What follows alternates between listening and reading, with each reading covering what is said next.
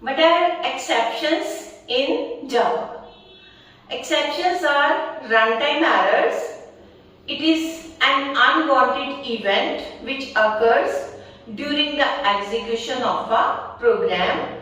Exceptions can be caught and handled by the program. When an exception occurs within a method, it creates an object. This object is called exception object, which contains information about the exception such as name and description of the exception and when it occurs. Some common exceptions in Java: arithmetic exception caused by math errors such as division by 0, array index out of bounds exception caused by bad array indexes, string index out of bounds exception, it is caused by bad string indexes, file not found exception, it is an attempt to access a non-existent file.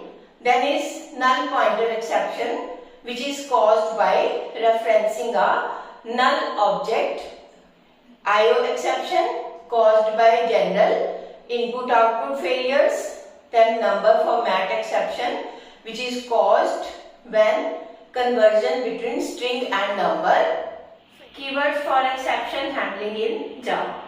Java exception handling is managed by 5 keywords: try, catch, throw, throws, and finally. Try block. Any piece of code that may cause some runtime error is put inside the try block. A try block has at least one catch block.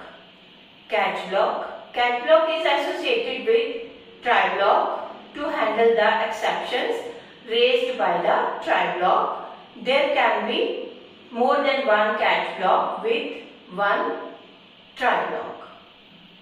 Finally block is sure to execute block irrespective of some exception is thrown or not. Throws keyword is used to inform that an error has occurred.